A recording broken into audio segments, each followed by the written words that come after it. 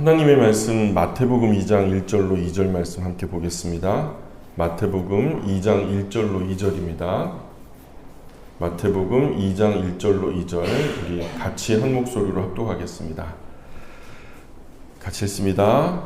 헤롯 왕 때에 예수께서 유대 베들레헴에서 나심에 동방으로부터 박사들이 예루살렘에 이르러 말하되 유대인의 왕으로 나신 이가 어디 계시냐? 우리가 동방에서 그의 별을 보고 그에게 경배하러 왔노라 하니. 아멘. 마태복음 2장은 예수님께서 탄생하셨을 때 동방박사들이 와가지고 예수님 탄생을 보고 경배했다, 이런 기록을 남기고 있습니다. 자, 우리는요 막연하게 동방박사라는 이 신비한 인물들이 예수님을 참 방문했다, 이 다른 동방박사에 대한 배경적인 설명이 안 나오니까 참 신비스러운 존재가 바로 동방박사들인데요. 참 이 동방박사들에 대한 이 정보 참 알고 싶은데 아는 게 없고, 또 많은 목회자나 아니면은 성경학자들이 아마 이런 사람일 거다 추정하는 이야기는 많이 들어보셨을 거예요. 그런데 왜 동방에서 온 박사들일까? 이것에 대해서도 좀 한 번 더 깊은 질문을 하시는 그런 분들은 없는 것 같아요. 굳이 왜 그런 쓸데없는 질문을 합니까? 그냥 왔다 그러면 온 줄 알지. 동방에서 왔다니까 왔나 보죠. 박사라고 하니까 박사인가 보죠. 그렇게 이해하면은 쉽지 않겠어요? 그러나 성경의 내용이 아무런 그 의미 없이 내용을 상술하고 있지 않다는 것을 우리가 지금까지 살펴왔죠. 이런 내용들을 알게 될 때 얻는 기쁨이 있어요. 우리가 직접적인 언급은 없지만 간접적으로 이렇게 유추해서 찾아가다가 그게 큰 어떤 퍼즐 조각처럼 꽉 맞아 떨어질 때 우리에게 가슴에 꽉 차오르는 어떤 기쁨, 그런 희열들이 있거든요. 성경을 묵상하면 할수록 말씀이 주는 내용에 대한 생각이 좀 깊어지게 되고, 그러면 또 이것은 아닐까 저것은 아닐까 하면서 이게 어떤 추리나 추측 정도가 아니라 합리적인 어떤 추론으로 결국에는 성경 전체가 그렇게 말하는 것들을 확인했을 때 오는 그런 기쁨들이 있다는 거죠. 그런데 이런 질문도 성경을 읽다 보면 생기는 깊은 성찰들 중에 하나입니다. 또 가만히 생각해 보면 동방에 관한 내용은 알아두면은요, 선지서를 읽으실 때 이 동방에 대한 이야기가 많이 오거든요. 이 동쪽 또는 동방 이런 이야기들이 많이 나타나는데, 선지서를 읽을 때 동쪽 또는 동방이 어떤 의미라는 것만 알아도 굉장히 크게 도움이 됩니다. 그래서 이런 주제가 참 가치 있어요. 다룰 만한 의미가 있는 그런 주제라고 여겨집니다. 자, 그러면 여태까지 우리가 잘못 알고 있었던 통념들이 있어요. 동방박사에 관한 한 잘못 생각했던 통념들이 있는데, 동방으로부터 온 이 사람들에 대해서 한국교회에서 일반적으로 잘못 알려진 몇 가지 사실이 있어요. 첫 번째가 뭐냐면, 동방으로부터 온 사람들은 아마 세 사람이었을 거다, 이렇게 추측하는 거죠. 자, 그런데 성경에서는요, 동방박사가 세 사람이었다라고 말하는 부분이 없어요. 숫자를 얘기하지 않아요. 성경에서는 몇 명인지에 대한 기록이 전혀 없어요. 단지 동방으로부터 박사들이 왔다, 이렇게만 기록하고 있어요. 그런데 왜 이들이 세 사람이라고 알려졌을까? 이런 잘못된 정보를 대부분 어디서 공급을 하냐면 로마 카톨릭에서 공급을 해요. 이것도 전적으로 로마 카톨릭에서 만들어진 내용인데요. 동방박사가 세 사람이라는 이 교회 전통은 주후 500년경에 점성가들을 왕으로 해석하면서, 지금 이 마술사 또는 지금 박사라고 하는 이 마고스라고 하는 단어를 왕으로 해석하면서 이들의 숫자를 세 가지 예물을 갖고 왔지 않냐. 이 황금과 유향과 모략을 가지고 왔지 않냐. 그 각각 가져온 거다. 그러면은 선물 숫자가 곧 박사들의 숫자다. 그러니 세 사람이었을 것이다, 이렇게 추측을 하는 거죠. 근데 그거에 대한 근거는 있어요? 성경적인 근거는 전혀 없죠. 뿐만 아니라 로마 카톨릭은 이들이 세 사람이었을 거라고 섣부른 추측을 넘어서 이 세 사람의 이름도 마음대로 붙였어요. 이름도 창작을 한 거예요. 어떤 고고학적인 사료라든가 이 자료가 있어서 그것을 참고해서 갖다 붙인 게 아니라 마음대로 갖다 붙이는데 발타사르, 멜키오르, 카스파르 이렇게 해갖고 세 사람 이름을 임의로 갖다 붙였어요. 그래서 1월 6일 매년 1월 6일을 이 세 사람의 성일로 삼아서 기념하고 있는 거예요. 동방박사 기념이 이래가지고. 그러나 이 성경적으로 이들의 주장은 전혀 근거를 찾을 수 없어요. 한 구절도 지지하는 바가 없어요. 존 칼빈, 우리가 종교개혁자잖아요. 존 칼빈이 이 로마 카톨릭의 이런 오만함을 지적하면서 뭐라고 기록을 했냐면, 마태의 기록에 그들이 황금과 유향과 모략을 드렸다고 해서 로마 카톨릭 교도들은 그 숫자를 셋으로 확정했는데 이것이야말로 유치한 실수가 아닐 수가 없다, 이렇게 말했어요. 크리소스톰이라고 하는 사람도 교부, 고대 이제 중세 교부거든요. 이 크리소스톰이 이 저자로 알려졌던 고대 주석 중에서도 동방박사가 14명이었다라고 기록을 해요. 근데 이 14명, 이게 어디서 그런 근거를 찾았을까? 아무리 찾아도 이 사람이 그냥 그렇게 주장했다 뿐이지, 동방 박사들이 14명이었다라고 하는 근거는 아무것도 없어요. 그 14명은 근거 없는 주장이다. 분명한 것은 우리는 이들이 몇 명인지 모른다는 거, 분명한 거, 우리는 이 사람들이 몇 명인지 모른다는 거, 왜냐하면 성경에 없기 때문에 우리는 그 사람들의 숫자를 모른다는 거, 그건 당연한 거고요. 단지 동방으로부터 박사들이 왔다라는 사실만은 알 수 있다. 그리고 또 하나는 우리가 지금 동방 박사라고 하잖아요. 이 박사라고 하는 것도 성경에서 이들을 박사로 소개하고 있는데, 도대체 이 박사가 우리에게 의미하는 것은 뭘까? 오늘 우리 시대에 박사라고 하는 게 있죠. 학위의 일종인데, 대학원 졸업하면서 이제 학위 논문을 쓰면 석사 학위를 받죠. 학부를 졸업할 때는 학사 학위를 받고요.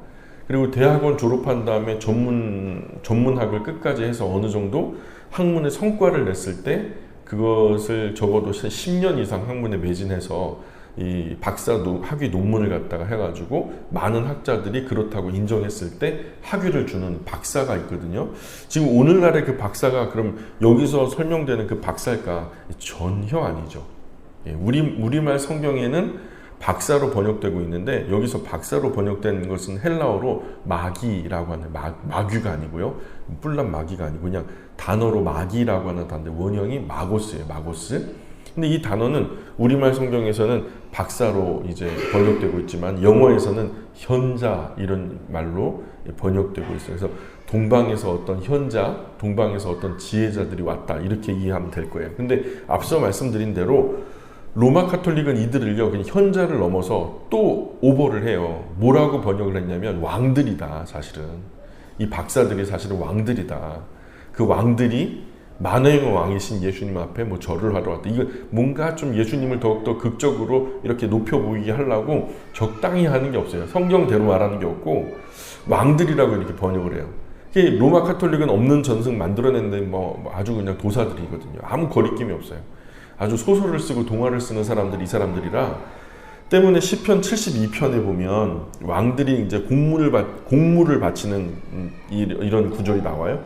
공물을 바치는 그런 점에서 착안해가지고 이 동방의 왕들이 뭔가를 바치러 왔지 않냐. 시편 72편의 그 말씀에서 공물을 바친다는 점, 이게 바로 그것과 맥이 같다. 그래서 이게 만약 이 동방에서 온 왕들은 이 다시스와 또 섬들과 스바에서 온 왕들이다, 이렇게 주장을 했어요. 근거는요? 아무 근거 없어요. 그냥 그 사람들이 기분 좋을 때 그렇게 얘기한 거예요. 근거는 없어요. 이 성경에서 마고스라고 하는 말은요, 마태복음의 동방박사들을 제외하면은 다니엘서에 한번, 이 사도행전에서 한번 나오는데, 사도행전에서 마고스는 개역 한글판 성경에서는 어떻게 번역되고 있냐면, 이 사도행전에서 거짓 선지자 박수, 이렇게 되고요. 그리고 개역 개정판 성경에서는 거짓 선지자인 마술사, 이렇게 번역이 돼요. 자, 한번 같이 읽어볼까요? 사도행전 13장 6절입니다. 시작. 온 섬 가운데로 지나서 바보에 이르러 바예수라 하는 유대인 거짓 선지자인 마술사를 만나니, 이 키프로스 섬에 들어갔을 때, 구브로 섬에 들어갔을 때 얘기죠. 거기서 바보라고 하는 지역에 이르러서 바예수라고 하는 사람을 만났는데 그 사람이 이 마고스였다. 근데 그 마고스가 어떻게 번역되고 있죠? 거짓 선지자인 마술사로 좀 번역되고 있는 거예요. 그리고 사도행전 19장 13절에서는 마술하는 어떤 유대인 이렇게 말해요. 그래서 19장 13절 계속 읽어볼까요? 시작. 이에 돌아다니며 마술하는 어떤 유대인들이 시험삼아 악귀 들린 자들에게 주 예수의 이름으로 불러 말하되 내가 바울이 전파하는 예수를 의지하여 너희에게 명하노라 하더라. 아멘. 자, 여기서도 그 마술하는 어떤 유대인들이라고 번역되고 있죠. 마술. 그래서 이 사도행전에서 마고스는 마술이나 어떤 술법을 행하는 이교적인 어떤 마술사를 얘기하는 거예요. 전혀 신앙 안에 있는 존재들이 아니에요. 다니엘서에서도 마고스는 궁 안에 있었던 마술사들을 얘기했어요. 곧 왕이 꿈을 꾸었을 때 궁정의 마술사들을 불러 가리킬 때 그 마술사를 데려다가 이 꿈을 해몽케 하라 했을 때 그 마술사, 그게 바로 마고스였어요. 그래서 따라서 마고스는 현자나 왕은 아니에요. 그러니까 마술사, 이교도적인 어떤 점성가, 점술사, 이런 어떤 이 박수라고 하는 게 맞을 거예요. 무당이 남자 무당일 경우에 박수라고 하잖아요. 그래서 박수. 이들은 점성술이나 이방 술법을 행하거나 점을 치거나 마술을 부리거나 하는 그런 사람들이었다는 거죠. 이들을 왕으로 추대해가지고 성의를 지정해서 섬기는 로마 카톨릭은 그야말로 우상 숭배나 다름없죠. 그들을 신성의 반열에 세웠으니까 그거는 아닌 거죠. 정말 어리석은 것이죠. 그래서 예수님의 탄생을 축하하기 위해서 먼 곳 동방으로부터 온 사람들은 분명한 것은 세 사람이 아니었다. 그죠? 한 무리였다. 성경적으로 알 수 있는 건 그래요. 원문을 아무리 번역해 봐도 분명하게 나타나는 한 가지 에펙트는 바로 세 사람이 아니라 한 무리였다라는 거. 두 번째는 이들이 당시 페르시아 등에 많이 있었던 이교도적인 방법으로 점을 치거나 운세를 보거나 아니면 별들이나 해나 달을 보면서 점성술, 그 어떤 별점을 치는 사람들 또는 마술사 이런 사람들이었다라는 것을 우리가 알 수 있는 거죠. 자, 그런데 왜 하필 동방인가요? 왜 하필 동방이에요? 왜 하필 예수님 태어나셨을 때 동방으로부터 온 박사들이 예수님을 경배했을까요? 그저 서방 박사 이렇게 되잖아요. 그죠? 북방 박사 아니면 남방 박사 이렇게 방문했어도 그 똑같은 거 아닐까요? 성경에서 이런 것들은 어떤 의미는 없는 걸까요? 꼭 굳이 동방에서 와야 하는 이유가 또 그 목적이 있을까요? 아니면 이런 작은 부분조차도 어떤 섬세한 의도나 의미가 있는 걸까요? 이 성경에서는 동쪽과 관련된 내용들을 소급해 보면 사실은요 깜짝 놀랄 만한 일이 벌어집니다. 동쪽으로부터 온 현자들과 예수 그리스도의 탄생, 결론적으로 말씀드리면 동방 박사는 반드시 동쪽으로부터 온 사람들이어야만 했어요. 꼭 동방에서부터 와야만 했던 이유가 있어요. 이 사람들이 서방이나 남방이나 북방에서 온 사람들이어서는 절대로 안 되는 이유가 성경에서는 여러 용례들을 살펴볼 때 분명하게 나타나요. 그래서 성경에서 동쪽이 의미하는 대단한 입지 때문에 그런데 우리가 그 부분들을 한번 살펴보도록 해요. 자, 동쪽이라고 하는 개념이 과연 성경적인 의미에서는 어떤 의미를 가질까? 자, 먼저는 에덴 동산으로 가볼까요? 에덴 동산과 동쪽의 어떤 그 상관관계를 한번 생각해 보죠. 동쪽과 관련된 성경에서 제일 먼저 살펴봐야 할 부분이 에덴 동산과 동쪽의 연관 부분이에요. 사실 이 에덴이라는 이름 자체가요, 이 동산의 이름은 아니에요. 에덴이라는 것은요, 그 평원 또는 평야, 어떤 넓다란 어떤 평평한 초목지대 이런 것들을 말하는 거거든요. 그래서 에덴은 평원을 뜻하는 수메르어 에덴의 근거에서 아카드어 에디누에서 유래했는데요. 아카드어 비트 아디니라는 유프라테스 강 양쪽에 있는 큰 개화라는 평지 지역을 가리키는 거예요. 그렇다면 이제 에덴은요, 동방 또는 동쪽에 있는 어떤 넓은 평원, 동쪽에 있는 어떤 넓은 평원을 얘기한다. 이렇게 이해하시면 딱 맞죠. 그래서 동쪽에 있었다. 창세기 2장 8절을 한번 같이 읽어볼까요? 창세기 2장 8절 있습니다. 시작. 여호와 하나님이 동방의 에덴의 동산을 창설하시고 그 지으신 사람을 거기 두시니라. 아멘. 동방의 에덴에, 에덴이라는 것은 어떤 고유 명사가 아니었는데 사실요. 이 동방의 어떤 평원에 동산을 창설하셨다. 그리고 그 지으신 사람을 그 동산에 살게 두셨다. 이런 얘기거든요. 근데 이게 이제 고유 명사화 된 거죠. 성경에서 이것을 얘기하다가 번역이 되지 않고 그 자체가 에덴 동산이라고 하는 고유 명사로 굳어지게 된 예가 됐어요. 자, 그런데요, 중요한 건 에덴 동산의 위치도 어느 쪽이래요? 위치 어느 쪽 평원이라고요? 동쪽 평원이죠. 근데 출입구가 어느 쪽에 있어요? 출입구가 동쪽에 있었어요. 아담과 하와가 범죄했잖아요. 그때 하나님께서 그들을 에덴 동산에서 쫓아내시죠. 쫓아내시면서 이들이 다시 에덴에 들어오지 못하게 하시려고 하나님께서 뭘 하셨죠? 예? 그룹과 두루 도는 화염검을 그 길목에 배치하셨죠. 그곳이 어느 쪽이에요? 에덴의 동쪽이에요. 에덴의 동쪽. 그런데 이것은 에덴 동산에는 출입구가 여럿이 아니라 하나만 존재했다는 증거가 되기도 해요. 왜냐하면 하나님이 다른 데는 안 막으시고 거기만 딱 막으셨잖아요. 그렇죠? 거기만 딱 막으셨잖아요. 그럼 다른 데로 들어올 데가 있다는 거예요? 없다는 거예요? 없다는 거예요. 그냥 동쪽만 막으면 되니까 동쪽에 유일한 출입구가 있었다. 이렇게 생각하는 건 무리한 추측이 아니죠.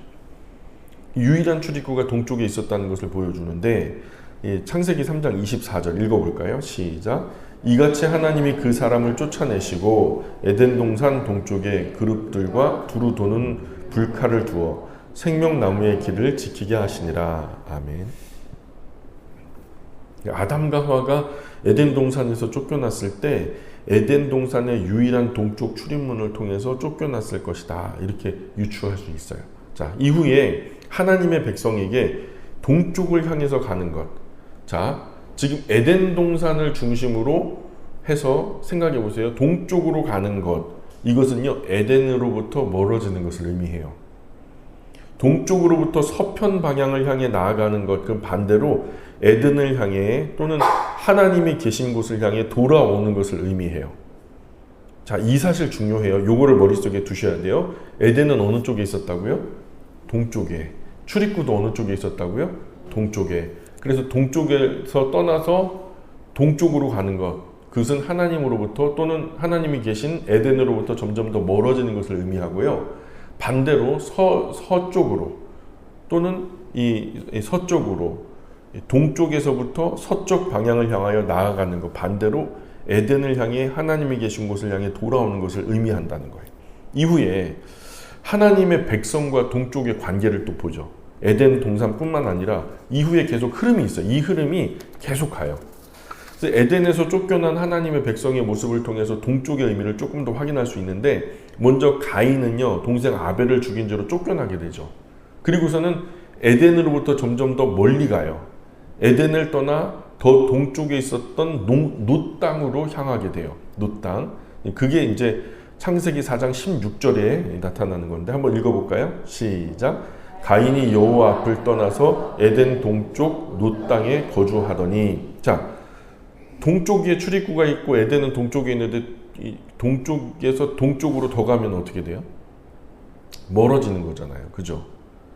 그래서 하나님으로부터 점점점 멀어지고 있구나. 가인은 동쪽으로 가면서 에덴 곧 하나님이 계신 곳으로부터 멀어진다는 것을 지금 얘기하고 있고요.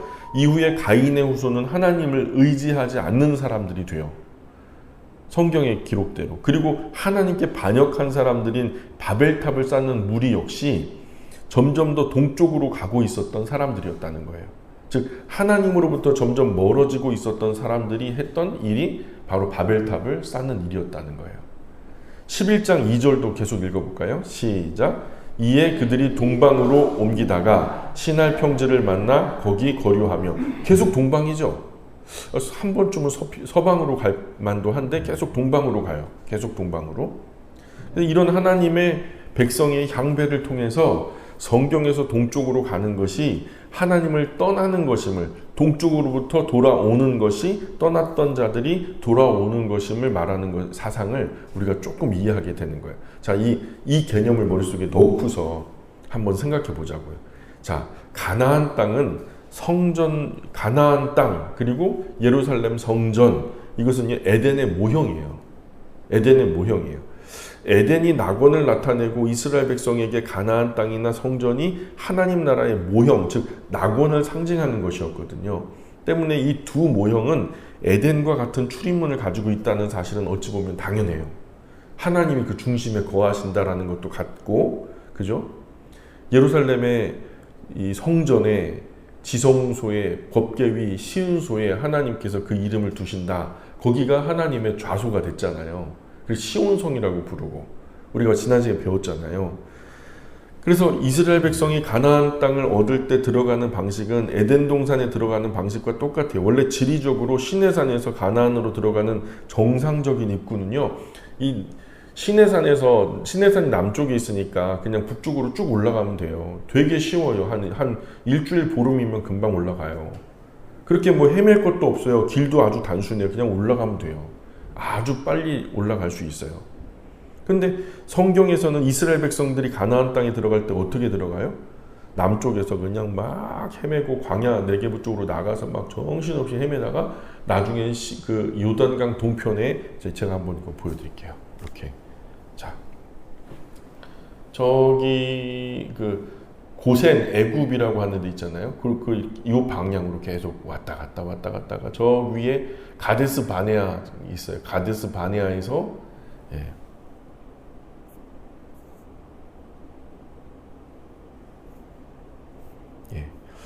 여기서 출발하거든요. 람셋에서 숫곳 이렇게 하고 엘림에서 시내산이라고 추측되는 곳이 있고요. 여기서 와가지고 가데스 바네아, 여기서 12정탐권 보내죠. 여기서 그냥 들어가면 가나안이에요. 여기서 위로 올라가면 가나안이죠. 이 정탐꾼들도 아주 쉽게 올라갔을 거예요.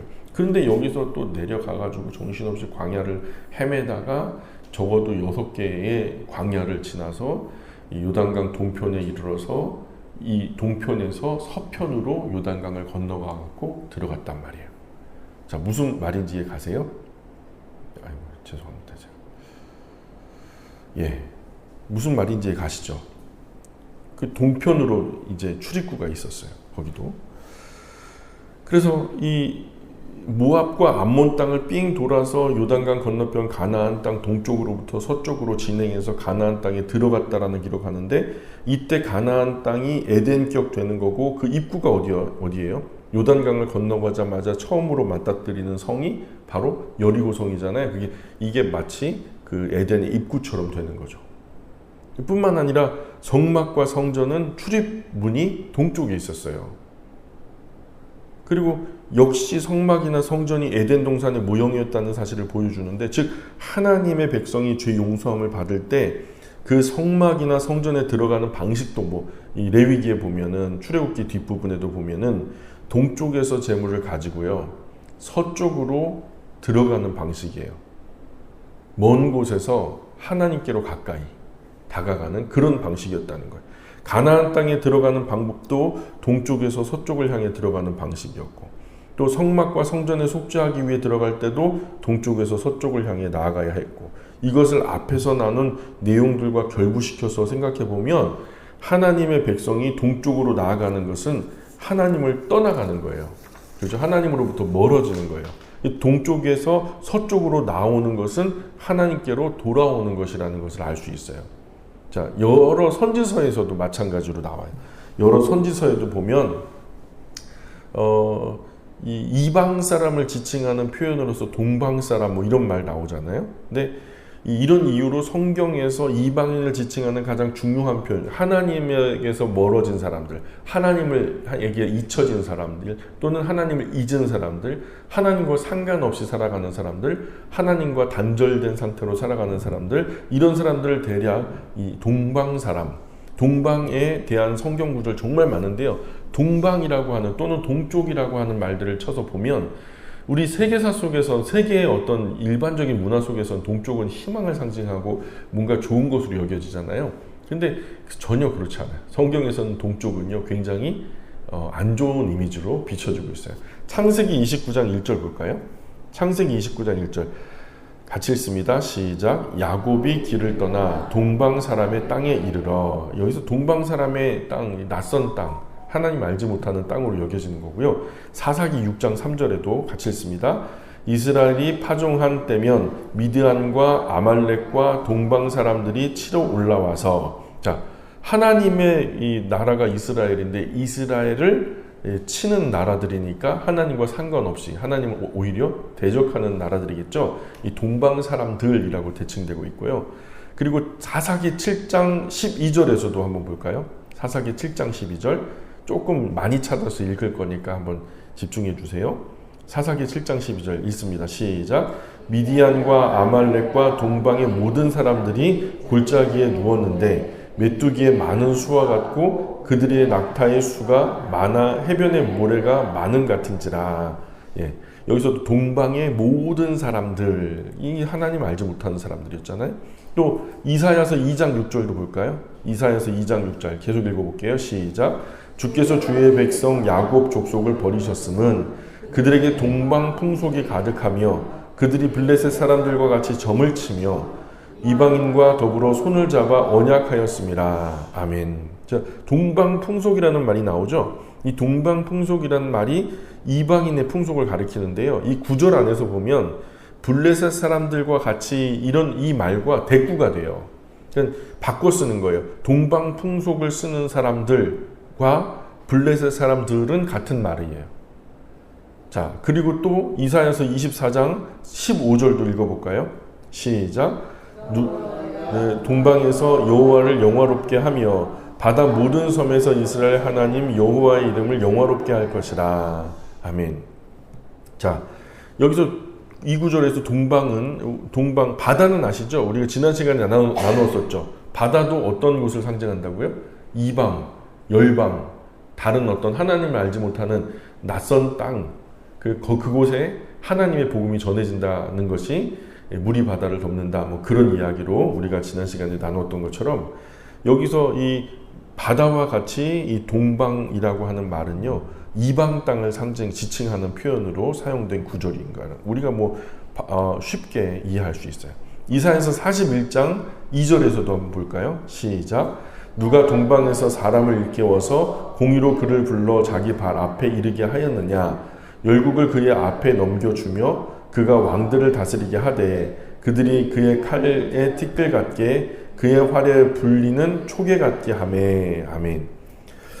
이 구절에서 동방과 열국은 같은 표현이죠. 역시 하나님을 모르는 그런 어떤 나라들을 말하는 거고요. 예레미야 49장 28절 예레미야 49장 28절 시작. 바벨론의 느부갓네살 왕에게 공격을 받은 게달과 하솔 나라들에 대한 말씀이라. 여호와께서 이와 같이 말씀하시되 너희는 일어나 게달로 올라가서 동방 자손들을 황폐하게 하라.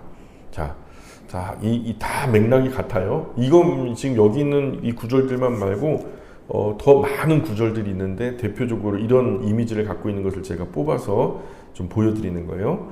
에스겔 8장 16절에도 한번 볼까요? 시작. 그가 또 나를 데리고 여호와의 성전 안뜰로 들어가시니 보라 여호와의 성전 곧 현관과 제단 사이에 약 25명이 여호와의 성전을 등지고 낯을 동쪽으로 향하여 동쪽 태양에게 예배하더라. 아멘. 여기서 이 에스겔 아주 하나님이 화가 핫딱지가 나셔서 바벨론에서 끝까지 우리가 뭘 잘못했냐고 막 따져드는 그 장로들을 앞에 놓고 에스겔의 머리채를 잡고서 이렇게 데리고 왔죠. 예루살렘에 와가지고 니들이 뭘 잘못했는지 직접 에스겔에게 보여주는 장면이죠. 그곳에서 이 택한 하나님의 백성들이 성전 안에서 우상 숭배하는 이 사람들의 장면을 보여주는데 그것이 동쪽으로 향하여 동쪽 태양에게 예배를 하려면 서쪽으로 해야지. 하나님의 좌소가 그죠? 지성소가 서쪽에 있으니까 예배를 하면 동쪽에서 나와서 서쪽으로 향하여 하나님께 예배를 하는 그런 개념인데 지금 여기서는 동쪽으로 향하여 동쪽 태양에게 예배하는 장면이잖아요. 이건 하나님을 등지는 거예요. 그렇죠? 이런 장면을 본 거죠. 그리고 에스겔 25장 4절도 보세요. 25장 4절 시작. 그러므로 내가 너를 동방 사람에게 기업으로 넘겨주리니 그들이 내 가운데 진을 치며 내 가운데에 그 거초를 베풀며 내 열매를 먹으며 내 젖을 마실지라. 아멘. 이런 내용들을 종합해 볼 때 성경에서 동방 사람은 항상 이방을 가리키는 표현이다라는 거죠. 즉 동쪽으로 갔던 이들은 하나님을 등지고 떠나갔던 이들이고 현재는 이방인들이다. 하나님을 알지 못하는 사람들이다. 따라서 선지서에서 동쪽으로부터 오는 사람들은 하나님 나라에 동참하는 열국을 나타내는 표현이거든요. 하나님께로 돌아오는 사람들. 그죠? 그래서 룻기에도 보면은 동쪽으로 가요. 모압 여자잖아요. 예루살렘을 떠나 모압으로 간 것은 하나님으로부터 멀어졌다는 것을 의미하는 거죠. 그런데 다시 돌아오니까 다시 서쪽으로 돌아왔죠. 하나님이 계신 예루살렘 성전 방향으로 온 거잖아요. 그랬더니 그들이 회복되잖아요. 그런 의미예요. 자, 그래서 이 열국에서 돌아오는 이방인들을 지칭할 때 언급되는 동쪽을 볼 때 선지서 많은 부분에서 하나님을 떠났던 열국이 마지막 종말의 날에 메시아의 날에 하나님께로 돌아오는 장면이 그렇게 감동 깊게 그려지고 있거든요. 마지막 7번째 나팔 불려지기 전에 어떤 그 회심이 있거든요. 그래서 이때 돌아오는 자들은 동방으로부터 돌아오는 것으로 나타나게 됩니다. 자, 그리고 이사야서 43장 5절 한번 읽어볼까요? 자, 이제 회복되어지는 이야기예요. 43장 5절입니다. 시작. 두려워하지 말라. 내가 너와 함께하여 오게 하며 서쪽에서부터 너를 모을 것이며. 자, 이게 회복이죠. 동쪽에서부터 서쪽으로 온다. 46장 11절에도 한번 볼까요? 시작. 내가 동쪽에서 사나운 날짐승을 부르며 먼 나라에서 나의 뜻을 이룰 사람을 부를 것이라. 내가 말하였은즉 반드시 이룰 것이요 계획하였은즉 반드시 시행하리라. 아멘. 자, 그래서 동쪽에서 이제 돌아온다라는. 여기서 좀 우리가 좀 합리적으로 추측할 수 있는 것은 예수님의 비유 중에서 탕자의 비유가 있죠. 탕자는 아버지를 떠나 어느 방향으로 갔을까요? 동쪽으로 갔겠죠? 그럼 아버지에게 돌아올 때는 어느 방향으로 왔을까요? 뭐 성경에 나타나지 않지만 아마 그럴 가능성이 크다. 뭐 이렇게 생각해 볼 수 있겠죠. 회복될 메시아의 나라. 에스겔 성전 환상에서도 나타나는 이 동쪽 물이 바다 덮음같이 세계를 덮어버리는 물의 발원지는요. 성전 동쪽 출입구로부터 시작돼요. 그래서 에스겔 47장 1절에도 보면 읽습니다. 시작. 그가 나를 데리고 성전 문에 이르시니 성전의 앞면이 동쪽을 향하였는데 그 문지방 밑에서 물이 나와 동쪽으로 흐르다가 성전 오른쪽 제단 남쪽으로 흘러내리더라. 아멘. 이 물이 동쪽으로 흘러가기 때문에 측량은요. 동쪽으로 나아가면서 측량을 하는 거예요. 그 발원지에 이제 그 근원이 되는 샘은요. 이제 측량이 불가능하니까 좀 더 나아가서 조금 깊어지는 것을 동쪽으로 나아가며 측량했다라고 표현하는데 그 에스겔 47장 3절 읽어볼까요? 시작. 그 사람이 손에 줄을 잡고 동쪽으로 나아가며 척을 측량한 후에 내게 그 물을 건너게 하시니 물이 발목에 오르더니. 아멘. 그러므로 이 물이 흘러가서 회복하게 하는 이방 바다는 동방. 이전에 하나님을 알지 못했던 그 땅들이 이제는 하나님을 알게 되는 그런 날이 오게 될 것이다. 이런 이야기를 지금 예언하고 있는 게 바로 이 부분이죠. 그리고 47장 에스겔 47장 8절에도 같이 다시 한번 읽어볼까요? 시작. 그가 내게 이르시되 이 물이 동쪽으로 향하여 흘러 아라바로 내려가서 바다에 이르리니 이 흘러내리는 물로 그 바다의 물이 되살아나리라. 아멘. 이것도 마찬가지의 내용이죠. 자, 이런 내용들을 모두 종합해서 생각해 보면은 성경에서 동쪽으로 간다라는 것이 어떤 뜻일까? 이거 충분히 이해할 수 있겠죠. 그리고 동쪽으로부터 다시 서쪽으로 돌아온다는 것이 어떤 의미인지 우리가 알 수 있겠죠. 어떤 사람이 동방의 풍속을 좇는다라든가 동방 사람과 같이 되었다라든가 동쪽을 향하여 갔다라든가 이런 이야기를 하면 그것은 성경의 표현 방식으로는 일반적으로 하나님을 떠나 이방을 향하여 하나님으로부터 멀어져 갔다, 하나님으로부터 잊혀져 갔다. 거꾸로 어떤 사람이 동방으로부터 돌아왔다라고 하면 이것은 하나님을 떠난 이방인이 하나님께로 돌아오는 것, 하나님께로 회복되는 것, 이런 것들을 의미한다 해도 우리가 무방하겠죠. 자, 이런 사상, 모든 케이스가 다 그런 것은 아니지만 일반적으로 맥락을 놓고 보자면은 그렇게 우리가 잡을 수 있다. 그죠? 이런 사상을 배경으로 하고 생각해 보면, 자, 이제는 본론으로 돌아와서 예수님께서 탄생하셨을 때 왜 하필 동방에서 박사들이 왔는가? 동방에서 와야만 했죠. 얘기를 듣고 보니까 서방이나 북방이나 남방에서 오면 좀 이상했겠죠. 자, 이게 왜 그러냐면 동방에서부터 박사들이 와서 경배를 했는데요. 구약 선지서에서 언급되었던 것처럼 메시아의 날, 그날에는 모든 나라가 회복되어서 여호와의 이름을 부르며 나오게 되는 그날은 예수 그리스도를 통하여 이루어지게 된다. 예수 그리스도를 통해서 완성되긴 하는데요. 예수 그리스도를 통해서 시작된다라는 거예요. 예수 그리스도를 통해서 시작된다. 이 시작의 가장 아주 그냥 첫 번째 예수님이 탄생하자마자 그 예언이 아주 그냥 명명백백하게 아주 그냥 송곳처럼 딱 이루어지는 거예요. 동방에서부터 박사들이 왔다, 현자들이 왔다, 뭐 마술사들이 왔다. 그것도 어떤 면에서는 가장 이방 풍속에 젖은 사람들일 텐데 그런 사람들이 예수님의 탄생 시점에 이 하나님의 보좌가 펼쳐진 그 자리, 이 예수님의 탄생하신 그 자리에 임하게 됐다라는 것은 그런 의미로 보자면 열방의 회복이 시작되었다. 열방의 회복이 시작되었다. 예수님이 바로 그 구약의 모든 예언의 성취자가 되신다. 이제 시작이다. 너희들의 구원의 역사가 오늘 어떤 혁명적인, 어떤 역사적인 어떤 시작이 시작된 거다. 그러므로 이때 예수님을 경배하기 위해서 온 이 동방의 박사들은 구약에서 계속해서 언급되고 반복되어 나오는 말일의 시온을 향하여 몰려오게 될 하나님의 구원에 동참하게 될 수많은 이방인의 스타트예요. 스타트. 그런 어떤 면에서 모형이고 어떤 면에서는 상징적인 인물들이죠. 우리 주 예수 그리스도는 모든 열국을 자기의 통치 아래 두실 만왕의 왕이 되실 것이고, 근데 그 시작이 언제예요? 바로 아기 예수로 탄생하셨던 그 시점. 그로부터 시작되는 모든 동쪽으로 간 자들이 돌이켜 회복하여 하나님의 보좌 앞에 굴복하게 되어지는 그곳. 이 지상의 에덴은 닫혀졌지만 이 천상의 에덴이, 실체적인 어떤 에덴이 비롯되는 그날, 모든 동쪽으로 간 자들이 그 발 아래 굴복하고 찬송하게 될 그날이 온다라는 거죠.